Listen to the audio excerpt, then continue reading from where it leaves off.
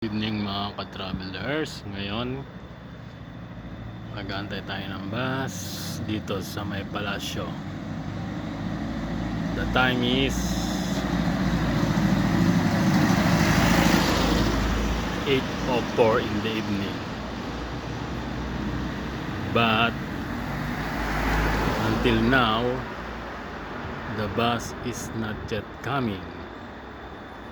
Dapat 8:04 nandirito na siya, kaya lang wala pa siya.